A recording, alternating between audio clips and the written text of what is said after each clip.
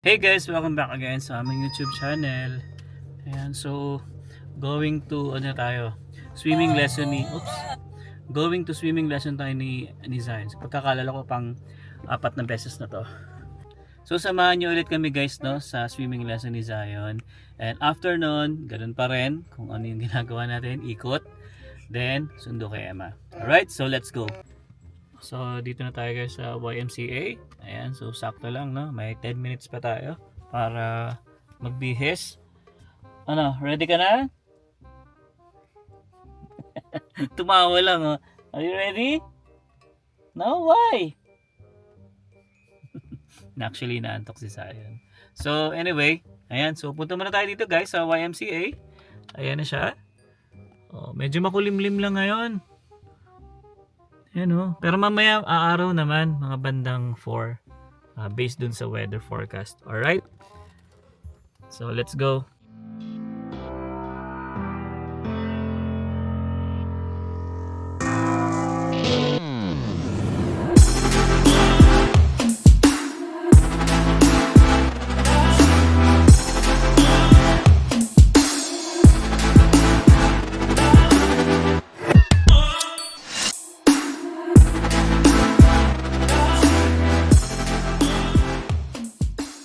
So nandito pala tayo ngayon guys sa Best Buy. Ayan. So meron lang ako hinahanap yung Fire Stick. Kasi meron tayong old TV dun sa kabilang kwarto. Eh hindi siya smart TV, so kaya bibilang ko siya. Nag-sale kasi siya ngayon, parang 25 na lang eh. So hinahanap ko siya dito. Ito na keyboard na to.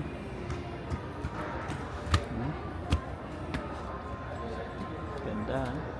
I haven't seen that. What? I haven't seen that. Yeah. Don't buy it. I haven't seen that. Okay. So tingin-tingin muna tayo dito guys. Hinahanap ko yung Fire Stick eh. Ayun, so nakita na natin siya guys. Ito siya. Fire Stick TV. Sale kasi ito eh. Saan na ba yan? Wala lang siyang display dito. Pero ito yon, 24 na lang siya. $24. Pero dati siyang 60 ata. Or 50. Parang ganun. Ayan, naka-sale siya eh. So okay na to.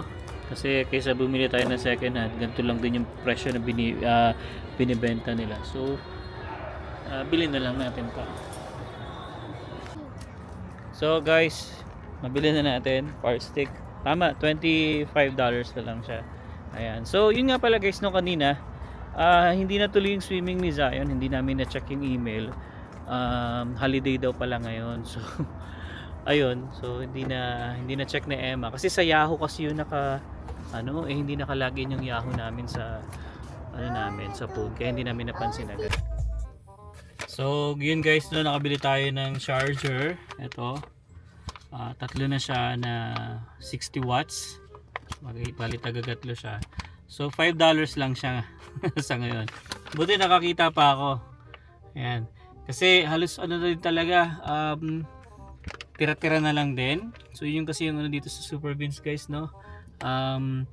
Pag Friday yun yung bagsakan talaga nila, pero $25 yun. Then Saturday palit parang 17 ata pag Saturday, parang ganon.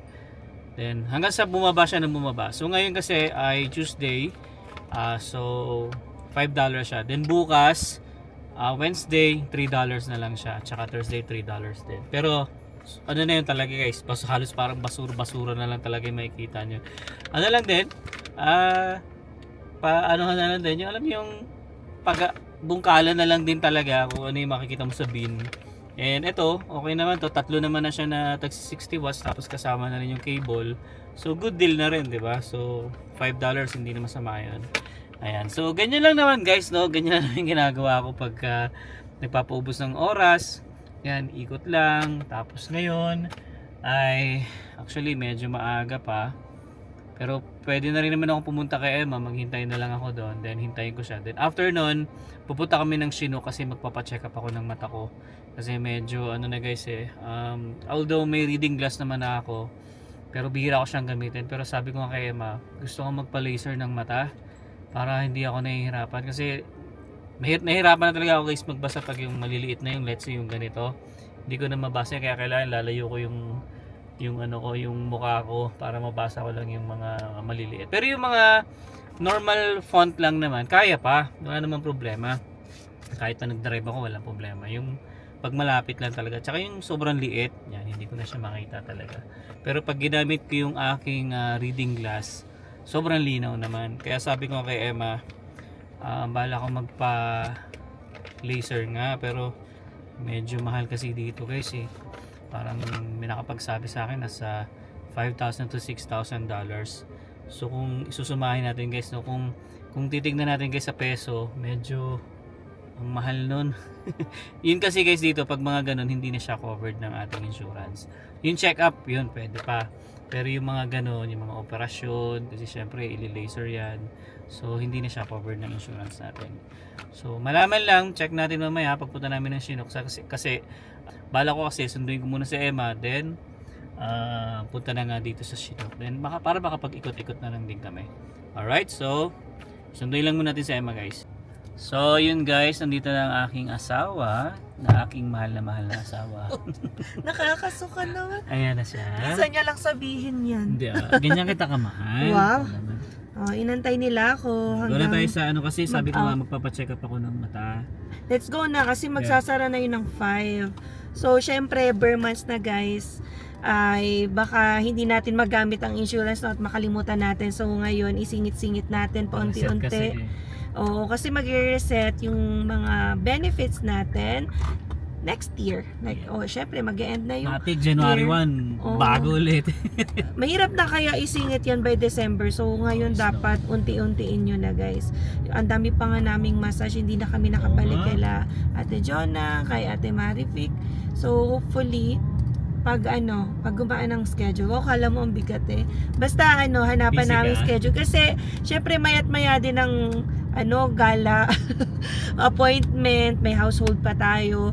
So, syempre, unti-untiin lang natin mamaya kasi magka-clash ang mga schedules. Yes. So, by the way guys, ayan, so meron ulit kami share. Pero mamaya na yun, no? After na lang siguro ng ating check-up sa mata. And yeah, samahan nyo kami guys ulit ngayon sa aming Adventure. Ano ba? Sabing journey, adventure na lang. Sige. Gala, later na lang ulit. Bye! Yun guys, kagagaling lang natin dito sa Clearly. Actually, may record na ako dito. Pero hindi sila tumatanggap ng walk-in ngayon dahil Fully booked. fully booked sila ngayon. Yes. So, nagpaano na kami ng next Tuesday para isabay namin siya dun sa swimming ni Zion. Ayan. So, for now, I think we're going to, muna siguro. Ito may request na naman potato corn. Mag-ano ka na lang kaya? Potato corner. Teams. No, masyado matamis ang teams eh. Wow. I hate sugar, actually. Ba't gusto mo No, salt? I don't want a sugar. Ngayon Gusto ko lang naman medyo maalat. Parang once a month or once in 2 months lang kami mag-potato corner. Wow. Tagal na wala Kaya ngayon lang ulit tayo, magkasabay dito sa Chinook kasi normally kami lang ni Zion dito eh, pero hindi naman kami pupunta sa Sige na. potato Sa corner eh. first yung Todo explain. magpaliwanag. Okay, kain muna tayo guys. Okay, so yun guys, no? Meron na tayong potato corner. Ayan, no? Ngayon lang ulit tayo nakakain na to. Although meron naman tayong fries sa bahay, pero iba pa rin kasi guys pag yung mga flavored na na mga ganito eh. Masarap pa rin, no? Cravings lang yan. Oo, sarap pa rin. Sayang. Hindi na kami magtatagal dito kasi pag nagtagal tayo, mas marami tayong mabitin. Natakot ka na ba gumastos? Okay. So, Ayan. tatambay lang kami. Kaya tambay lang tapos uwi na rin kasi magluluto pa rin ako ng aming dinner kasi bukas babaunin namin. Alright? Ayan guys, kakalabas lang natin ng Chinook Mall. So, pauwi na tayo and masaya ako ang agang uuwi. Yan, maaraw pa oh. Guys, ito na yung mga huling araw na maganda ang panahon kasi palamig talaga ng palamig. Nung kanina, or nung isang araw pala guys, ang suot ko na makapal na jacket na, yung pang winter na. Kasi pag umaga ang lamig niya, pero pag gantong hapon na, ayan, titirik na naman yung araw. Pero syempre, fall season na, ayan, unti-unti na tayong pumupunta sa kinakatakutan ba? Yung iba, favorite season na, yung winter season. But Kahit yeah. sino naman, ayaw talaga ng winter din. Hindi naman, baby, may ibang favorite yun. Hindi, I mean yung sobrang lamig talaga. Oh, pag sobrang lamig. Pero yung Pag mga fall lang, season, yun yung gitna ng summer and winter. Syempre, chill yung weather. Ayan. So anyway, since mahaba ang ating biyahe from Chinook hanggang bahay, ay magkwentuhan tayo. Kasi ito na naman, may kumakalat na news about this Tim Hortons na manager na iniimbestigahan ngayon. So, bakit siya iniimbestigahan? Kasi nga ay nag-aalok siya doon sa ka-work niya na teenager na makipag-boyfriend, makipag-relationship yung bata na yon sa kanyang brother. Ayan. And babayaran niya yun sa halagang $15,000 to $20,000. So, para daw, ang goal doon, hindi lang mismong para magka-boyfriend dahil nalulungkot or whatever. Ang main goal doon ay for permanent residency. So, kung iisipin mo or titingnan, paano ba magiging PR kung iaalok mo sa isang batang PR na or citizen? Syempre, kailangan nilang magkaroon ng kasal, di ba? Or ang tinatawag dito is marriage fraud. So, ipapasok or papasukin nila yung kasal for the purpose na maka-obtain yung partner ng permanent residency. And bawal yun. Yan, pinagbabawal yun. So, isang crime siya dito sa Canada. Kapag mapatunayan na ang very purpose ng pag-aalok nung Tim Hortons manager na yon is to, yun nga, magkaroon ng marriage fraud. Pero baby, may sinabi ba kung anong lahi? Ang lahi ng Tim Hortons manager ay Indian. So, sinabi yun sa news. Kasi, ang pinakita din sa news, guys, yung text message or yung chat nung Tim Hortons manager doon sa empleyado. Sabi pa nga, do you want an Indian BF? Indian boyfriend. Tapos sinabi nga how old. Yung bata or yung teenager nga na tinanungan ay 17 years old lang. Pero yung inaalok niyang brother, yan nga, makipag-boyfriend daw sa brother niya ay 25 years old na. So parang syempre minor pa yun kung tutuusin, no? So shocking siya. Parang somehow hindi kinatuwa yun syempre ng tito nung batang babae.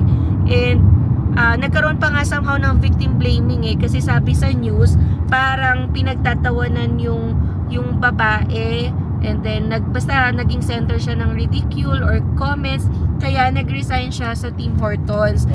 Pero kung tutusin, di ba, hindi naman niya kasalanan. Yung manager yung parang nag-offer ng $15,000 to $20,000 na like makipagrelasyon ka sa Indian boyfriend. Pero guys, yun as an update, tinanggal na rin yung Tim Hortons manager na yon nung nalaman ng restaurant owner na may ganong pangyayari. Kasi ayaw niya rin i-tolerate na may ganyang, 'di ba, crime kasi yon pag mapatunayan. So currently, wala pang charge kasi ang defense naman nung Tim Hortons manager ay wala naman daw siyang sinabing marriage. Parang boyfriend lang daw. So nagde-defend siya sa pamamagitan ng kanyang post. So, syempre, it's a matter of investigation. Sabi din nga sa news, kung hindi pa nahatulang guilty, ano pa rin siya, innocent pa. So, 'di ba, you are still innocent until proven guilty.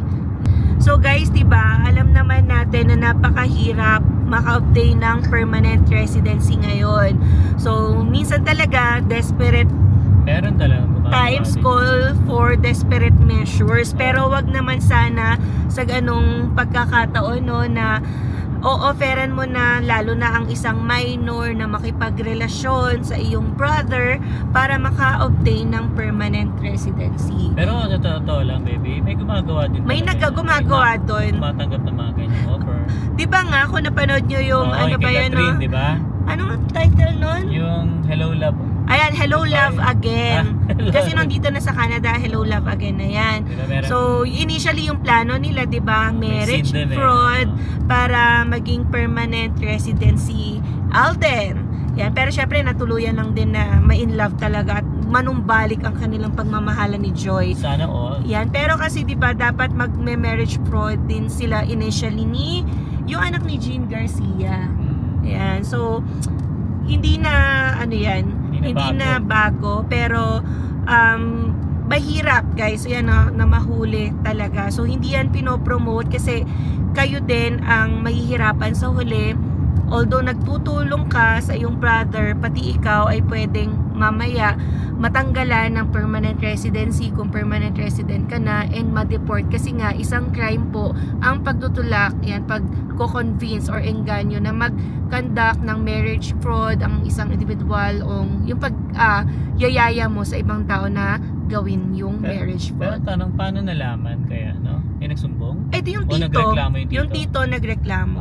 Ayan, Ah. tapos nag-resign na rin yung Okay. bata. So, ngayon daw, kasi nangyari to sa Prince Edward County. So, umalis na yung manager doon and bumalik na raw siya sa Brampton. So, di ba maraming Indian sa Brampton, Ontario? So, pinaghahanap pa or hindi ko alam kasi basta ongoing investigation pa pero wala pang kaso. So, you are innocent until proven guilty. Wow. Pero, yun lang naman, yun yung kumakalat na news kasi aside sa asylum, 'di ba? Syempre, kapag magki-claim ka ng asylum na hindi ka naman entitled, na kinakagalit syempre ng maraming tao dito, wag rin magko-commit ng marriage fraud kasi panloloko din 'yon sa sistema or immigration policy ng Canada. So, yun lang naman ang ating update, no? Para kasing teleserye, eh. Yeah, kaya yun sa mga ibang ano dyan na nagbabalak na may ganyan talaga. O, sabi ng nga namin, diba? partner. Hanggat- So, guys, maganda. iwasan nyo. Yung legit talaga, Oo. you know, legit na pagmamahalan. May love ka talaga ng totoo. Oo. So may mga kilala rin naman tayo na kinakasal, yes, isang permanent resident or Canadian citizen na. Pero tunay ang kanilang love. Pero dito kasi inalok mo yung isang empleyado at sabi mo, do you want an Indian BF? So, hindi na At saka appropriate ang yun. masama doon, may presyo. May presyo, $15,000 to $20,000. Pero guys, kung babasahin nyo pala yung news, nagde-defend kasi yung manager doon. So, na-taken out of context kasi yung screenshot na yon. Kasi, sabi nga, walang binanggit na marriage, hindi naman siya nag-aalok ng marriage, boyfriend lang para sa kanyang kapatid.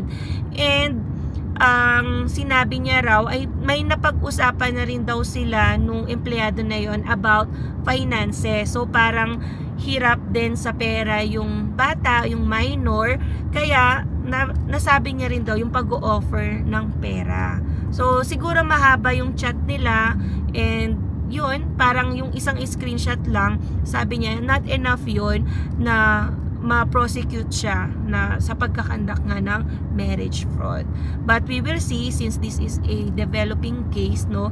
Kasi yan pagtuthrow na yan ng evidence sa each side. So, yan lang muna guys, no? Ang ating chika minute. Para kay Mama Oji. So, pag uwi rin naman ng bahay namin, manonood tayo ng balita. Ewan ko kung may Senate hearing ngayon. Wala pa. Yung mga balitang-balita para updated tayo. Pero guys, during the making of this video pala, grabe yung news din na nabalitaan ko kanina kasi 6.9 yung magnitude na lindol na tumama sa Cebu. So naramdaman din niya sa other parts and ang daming gumuhong gusali. Talaga? Oo. Hindi So ko pa may nakikita. gumuhong church, tapos may gumuho din na parang restaurant or hotel. So maraming affected din na mga daan kasi 6.9 yun. Tapos kanina din nag-erupt pa yung Taal. Grabe. So nag-stop na din daw nung 2 AM pero grabe no yung mga pangyayari habang Di pa tapos yung sa... tulog ang mga tao. Di pa tapos yung sa baha. Ngayon, ganyan naman. Pero nga baka 'di ba may mga nagsasabi tinitest yata talaga ni Lord ayan yung mga structure, hindi lang flood control, 'di ba? Kakadaan lang ng bagyong opong ba? Tapos ngayon naman tinetest yung mga daan, gusali, yung mga buildings kung matibay ba sila. Pero hopefully yan guys, no, sana safe ang lahat sa nagdaang napakalakas na earthquake dyan sa Visayas. Yan. So pag-pray lang natin guys, syempre mga kapwa natin Pilipino na sana makasurvive ng maayos. Oo, kasi wala masaktan. baby, may nabalitaan na nga akong casualty kasi may gumuhong Oo. gusali.